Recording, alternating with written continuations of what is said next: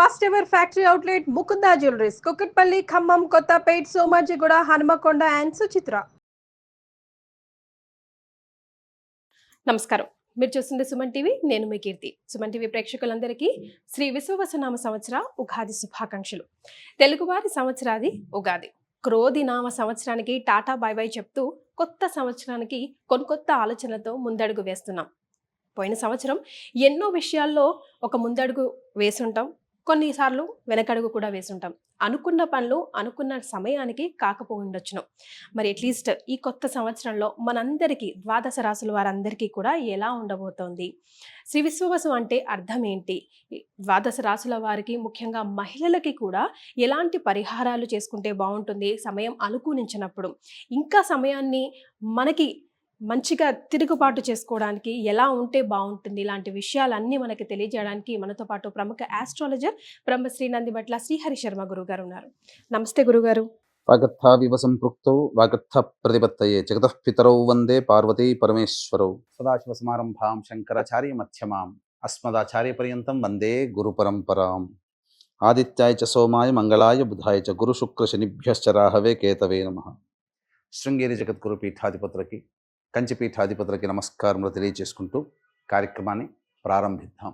అలాగే గురుగారు, శ్రీ విశ్వవసు నామ సంవత్సరం అంటున్నాం కదా, అంటే అర్థం ఏంటో? విశ్వావసు, విశ్వావసు అనగా విశ్వాసము కలిగినటువంటిది, నమ్మదగినటువంటిది అనేటువంటి అర్థంగా చెప్పవచ్చు. అంతేకాకుండా విశ్వావసు అనేటువంటిది గంధర్వరాజులలో ఒక రాజు. ఇతని పేరు మీదగానే వివాహం కాని అబ్బాయిలకి, ఆలస్యంగా వివాహం అవుతున్నటువంటి అబ్బాయిలకి ఈ యొక్క విశ్వావసు గంధర్వనామ మంత్రముతో కనుక జపము, తర్పణము, హోమము గనక చేస్తే త్వరితగతిన వివాహము జరిగి తీరుతుంది అని చెప్పి మనకు మంత్రశాస్త్రంలో చెప్పబడి ఉంది. గురుగారు, ద్వాదశ రాశిలో భాగంగా ధనస్సు రాశి వారికి శ్రీ విశ్వవసు నామ సంవత్సరంలో ఎలా ఉండబోతోందండి? ద్వాదశ రాశులలో భాగంగా ఈ విశ్వావసు నామ సంవత్సరంలో ధనుస్సు రాశిలో జన్మించినటువంటి వారికి ఏ విధంగా ఉండబోతుందో తెలియజేసే ప్రయత్నం చేస్తాను. 12 మాసాలని టైప్ 3 జోన్స్లోగా మనం డివైడ్ చేసుకుంటే టైప్ 1 జోన్లో ఎలా ఉండబోతుంది, టైప్ 2 జోన్లో ఎలా గ్రహాలు అనుకూలిస్తున్నాయి, టైప్ 3 జోన్లో ఎలా మార్పులు వస్తున్నాయి అనే విషయం గురించి తెలుసుకుందాం. ముందుగా ఈ సంవత్సరం ధనుసు రాశిలో జన్మించినటువంటి వారికి ఆదాయం 5, వ్యయం 5, రాజ్యభూజ్యం 1, అవమానం 5. కాబట్టి ఆదాయం ఖర్చులు సరిసమానంగా ఉన్నాయి. నిల్వ చేసుకోవడానికి బాగా కష్టపడాల్సినటువంటి పరిస్థితి వస్తుంది. ఎలా సంపాదిస్తామో అలాగే ఖర్చులు అనేటువంటి సూచించబడుతున్నాయి. దీనికి అనుకూలంగా గ్రహాలు ఎలా ఉండబోతున్న విషయం గురించి తెలియజేసుకుంటే, ముందుగా టైప్ 1 జోన్లో భాగంగా మే 13వ తారీఖు వరకు గురువు వృషభ రాశిలోనే సంచారం చేస్తుంటాడు. కాబట్టి షష్టమ గురువు ఏమవుతుంది, ముఖ్యంగా మార్చి 30 నుంచి మే 14 వరకు కూడా ఖర్చులు ఉంటాయి, ధనపరమైనటువంటి సమస్యలు ఉంటాయి. ఎంత సంపాదించినా ధనము చేతిలో ఉండదు. ముఖ్యంగా పనులన్నీ కూడా ఆలస్యమవుతూ ఉంటుంటాయి. అంతేకాకుండా విద్యార్థులు బాగా కష్టపడాలని సూచిస్తుంది ఈ గ్రహం అనుకూలంగా లేని కారణం చేత. ఇక సంబంధించినటువంటి వ్యవహారాల్లో కీర్తి ప్రతిష్టలు అనగా ఇచ్చిన మాటను నిలబెట్టుకోవడానికి జాప్యం అవ్వడం. కాబట్టి మీ మీద ఇతరులు అనగా మీ మీద ఆధారపడే వాళ్ళు, మిమ్మల్ని నమ్ముకున్న వాళ్ళు కొంత అసహనం వ్యక్తం చేసే అవకాశం ఉంటుంది. కాబట్టి జాగ్రత్తలు పాటించండి. దైవానుగ్రహం మాత్రం టైప్ 1 జోన్లో భాగంగా ఖచ్చితంగా ఉండాలి. ఎంతకాలం, అన్ని కాలాల్లో ఉంటాయనంటే మిగతా 14వ తారీఖు తర్వాత గురువు మారబోతున్నాడు. కొన్ని అనుకూలంగా ఉండేటువంటి సంఘటనలు చోటు చేసుకుంటాయి. కాబట్టి టైప్ 2, టైప్ 3 జోన్లో భాగంగా గురువు ఎలా అనుకూలిస్తాడు, అనుకూలంగా ఎందుకు ఉండడు అనే విషయం గురించి కూడా తెలియజేసుకుందాం. ఇక మార్చి 29 అనగా ఉగాది నుంచి జూలై 12వ తారీఖు వరకు మీన రాశిలోకి సంచారం చేస్తుంటాడు. ఇక్కడ గమనించాల్సినటువంటి అంశం ఏంటనంటే, గత 2.5-3 సంవత్సరాలుగా సంతోషముగా ఇక ఏలిన నాటి శని దోష ప్రభావం లేదండి, హ్యాపీగా ఉన్నాము అని అనుకుంటున్నారాము.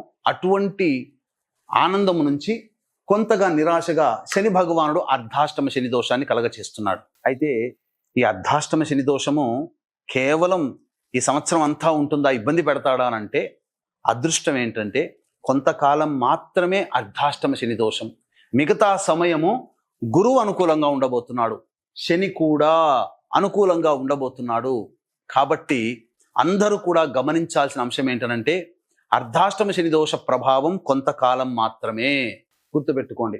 కాబట్టి ఇక్కడ మే 13వ తారీఖు వరకు గురువు అనుకూలంగా లేడు, శని కూడా మార్చి 29 నుంచి జూలై 12వ తారీఖు వరకు అర్ధాష్టమ శని దోష ప్రభావం. రాహుకేతులను కనుక చూసుకుంటే మే 16వ తారీఖు వరకు కూడా రాహువు మీనరాశిలో, కేతువు కన్యా రాశిలో సంచార ప్రభావం. వెరసి 4 గ్రహాలు కూడా అనుకూలంగా లేవు. కాబట్టి ఉగాది నుంచి ఇంచుమించు మే 14వ తారీఖు వరకు అన్ని విషయాల్లో చాలా కేర్ఫుల్గా ఉండాల్సినటువంటి పరిస్థితి. ఒక అసహనం అనేటువంటిది వస్తుంది, సమస్యలు చుట్టుముడతాయి, ఆందోళనగా ఉంటుంది, ఏ పని చేయాలన్నా చికాగ్గా ఉంటుంది. కానీ ఇక్కడే నిబ్బరంతో ఉండాలి. ఉద్యోగ మార్పులకి కానీ, వ్యాపార విస్తరణకి కానీ, ఇతరత్ర జీవితంలో అభివృద్ధికి పనిచేసే ఏ విధమైనటువంటి వ్యవహారాలకి కానీ మీరు శ్రీకారం చుట్టకండి. సమస్యల్ని భరించండి, ఆత్మవిశ్వాసంతో ఉండండి. ఏమీ కాదు. గ్రహం అనుకూలంగా ఉండవు కానప్పుడు ఎక్కడ తగ్గాలో ఎక్కడ నెగ్గాలో నేర్చుకోండి. గ్రహాలు మనకు నేర్పుతున్నాయి. మీరు సాధారణంగా ఉండండి అయ్యా, మేమిచ్చేటువంటి దుష్ప్రభావాలకి మీరు భయపడకండి. గ్రహాలు మనకు అనుకూలంగా ఉండాలంటే దైవానుగ్రహాన్ని పొందే ప్రయత్నం చేయండి. నిరంతర దైవ ధ్యానం వల్ల ఈ టైప్ 1 జోన్ మాత్రం మీరు జాగ్రత్తలు పాటించాలి. ధనుసు రాశి వారికి చిలకకు చెప్పినప్పుడు చెప్తున్నానండి, పాటించండి. దైవానుగ్రహం ఉండండి, నెమ్మదిగా ఉండండి, ప్రశాంతతని కోల్పోకండి, సహనాన్ని కోల్పోకండి. సమయం అనుకూలంగా లేదు, అన్నీ తెలుసు. మనం ఇక్కడ కూర్చొని మాట్లాడడం కంటే భరించేవాడికి తెలుసు ఎలా ఉంటుందో. కానీ ఆ భరించేవాడి ప్లేస్లో ఉండి కూడా చెప్తున్నాను, సమయం అనుకూలంగా లేనప్పుడు మీరు కోపాన్ని, అసహనాన్ని ప్రదర్శించకండి. అవి తిరిగి మనకే ఇబ్బంది పెడతాయి. భవిష్యత్తు ఆనందదాయకంగా ఎలా ఉండబోతుందో టైప్ 2 జోన్లో భాగంగా మీరు తెలుసుకోండి. మే 14 నుంచి సెప్టెంబర్ 28వ తారీఖు వరకు మిథున రాశిలోకి సంచారం చేస్తుంటాడు. మే 14 తర్వాత మార్చి 30 నుంచి మే 14 వరకు పడినటువంటి సమస్యలు ఏవైతే ఉంటాయో, ఎండ బాగా ఉన్నటువంటి వ్యక్తికి గొడుగు తెచ్చుకొని ఉంటే ఎలా ఉంటుంది? ఉపశమనం, హమ్మయ్య అన్నట్టుగా ఉంటుంది కదా. అలా గురువు సప్తమ రాశిలోకి ప్రవేశం చేయడం వల్ల గురువు అనుకూలంగా మారబోతున్నాడు. కాబట్టి శని రాహుకేతులు ప్రధానంగా సమస్యల నుంచి మిమ్మల్ని ఇబ్బంది పెడుతున్న గురువు మాత్రం ఈ యొక్క సమస్యల నుంచి బయటపడేస్తాడు. రాహు కూడా అనుకూలంగా ఉండబోతున్నాడు విచిత్రంగా మే 16వ తారీఖు నుంచి. కాబట్టి మే 14 నుంచి ఈక్వేషన్స్ మారిపోతాయి. గురువు మారుతున్నాడు, రాహు మారుతున్నాడు, కేతు మారుతున్నాడు. ఒక్క శని అర్ధాష్టమంలో జూలై వరకే ఉండబోతున్నాడు. కాబట్టి జాగ్రత్తలు పాటించండి. టైప్ 2 జోన్లో భాగంగా మీకు మే 14 నుంచి సెప్టెంబర్ 27 వరకు ఈ మిథున రాశిలోకి గురు సంచారం చేస్తూ అనుకూలంగా ఉన్నాడు. సెప్టెంబర్ 28 నుంచి నవంబర్ 12 వరకు అష్టమ గురువు అయినప్పటికీ కూడా ఏమవుతుంది? ప్రధానంగా ఈ సెప్టెంబర్ 28 నుంచి నవంబర్ 12 వరకు అష్టమ గురువు. కాబట్టి ఈ సమయం చాలా జాగ్రత్తగా ఉండాలి. మళ్ళీ మే 14 నుంచి సెప్టెంబర్ 27 వరకు తిరుగులేదు, అన్ని విధాలుగా అనుకూలంగా ఉంటుంది. కానీ సెప్టెంబర్ 28 నుంచి నవంబర్ 12 వరకు గురువు కర్కాటక రాశిలో అష్టమ గురు ప్రభావం. ఏం జరగబోతుంది? అష్టమ గురువు అంటే నష్టం అండి. ఆరోగ్యపరంగా డైట్ కంట్రోల్లో ఉండాలి, సమయానికి భోజనం చేయాలి. అంతేకాకుండా మీది సొంతం అనుకున్నటువంటిది మీ చేజారిపోతుంది. ఉదాహరణకి మీరు వాహనం ఉన్నది మీ దగ్గర, దాన్ని తొలగించుకోవాల్సినటువంటి పరిస్థితి వస్తుంది. ఆస్తులు ఉంటాయి, ఏదైనా పరిస్థితుల ప్రభావం వల్ల ఆస్తులకి దూరం అవ్వడం, మీ సొంతం అనుకున్నటువంటి వ్యక్తి కొంతకాలం మీకు దూరం అవుతాడు. కాబట్టి ఈ సెప్టెంబర్ 28 నుంచి నవంబర్ 12 వరకు దేవతా అనుగ్రహాన్ని పొందే ప్రయత్నం ధనుస్సు రాశిలో జన్మించినటువంటి వాళ్ళు చేయాలి. ఈ అష్టమ గురు ప్రభావం అక్టోబర్ 30, నవంబర్ 11, 41 రోజులు, ఇటు 3 రోజులు, మొత్తం 45 రోజులు హ్యాపీగా గడిచిపోతాయి. 45 రోజులు ఒక మండలం దీక్షగా తీసుకోండి. ఆ సమయంలో దీక్షలో ఉండండి, ఏదైనా దేవతా దీక్షలో. కాబట్టి ఆ దేవతానుగ్రహం ఉండడం వల్ల ఈ గ్రహం కూడా సంపూర్ణంగా అనుకూలిస్తూ ఈ సమయం మీకు అనుకూలంగా ఉంటుంది. సెప్టెంబర్ 28 నుంచి నవంబర్ 12 వరకు జాగ్రత్తలు పాటించండి. ఇది టైప్ 2 జోన్లో భాగంగా మీకు చెప్పేటువంటిది. ఇక శని భగవాను విషయానికి వస్తే జూలై 13 నుంచి అక్టోబర్ 9 వరకు మీన రాశిలోనే వక్రీకరించినటువంటి కారణం చేత అర్ధాష్టమ శని దోష ప్రభావం నుంచి కొద్దిగా బయటపడతారు. ఏమవుతుంది? మీనరాశిలో వక్రీకరించి ఉండి ఈ సంబంధించినటువంటి తృతీయ భావం కూడా కలిసి ఉన్నటువంటి కారణం చేత జూలై 9వ తారీఖు వరకు ఉన్నటువంటి నిస్తేజము, బద్ధకము అవన్నీ తొలగించుకొని ప్రేరణతో మీరు ముందడుగు వేస్తారు. తత్ఫలితంగా మంచి విజయాలు పొందుతారు, అనుకూలంగా ఉంటాయి. బంధుమిత్రులు, సోదర సోదరీమణులు అందరూ సహాయ సహకారాలు అందిస్తారు. ముఖ్యంగా నూతన వ్యక్తుల యొక్క పరిచయం జూలై 13 నుంచి అక్టోబర్ 9వ తారీఖు వరకు కలుగుతుంది. ఇక అక్టోబర్ 9వ తారీఖు రోజున కుంభరాశిలోకి ప్రవేశం చేస్తాడు. ఈ అక్టోబర్ 9వ తారీఖు నుంచి కుంభరాశిలోకి ప్రవేశం చేసి నవంబర్ 26వ తారీఖు వరకు కూడా కుంభరాశిలోనే ఉంటాడు.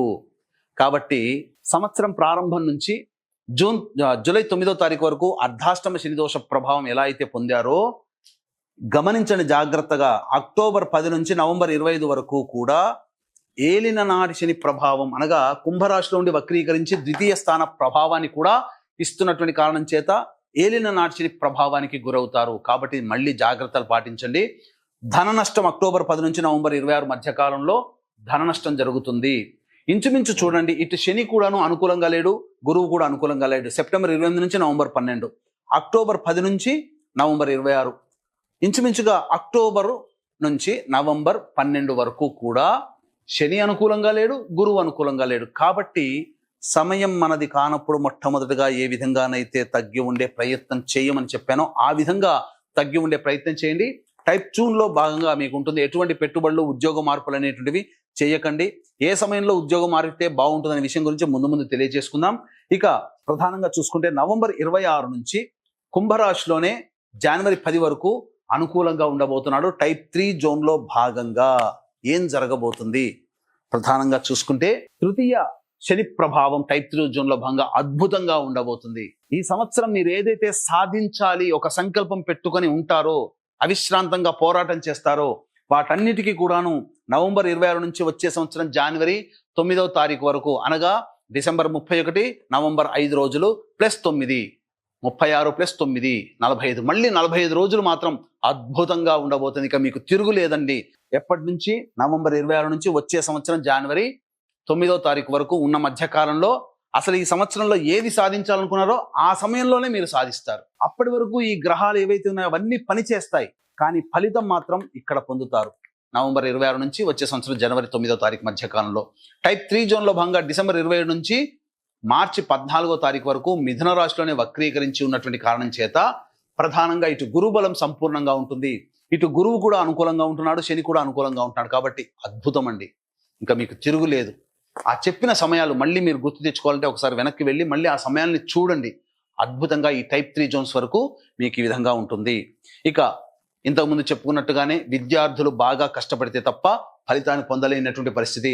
డిసెంబర్ ఇక్కడ చూసుకుంటే డిసెంబర్ కాదు, మే 14 నుంచి సెప్టెంబర్ 28 మధ్య కాలంలో విదేశీ యానం, విదేశీ విద్య చేయాలనుకునేటువంటి వాళ్ళకి మాత్రం సంపూర్ణంగా అనుకూలంగా ఉంటుంది. అప్పటికి మీకు H1B వీసాలు రావడం కానీ అవన్నీ కూడా జరిగిపోతాయి.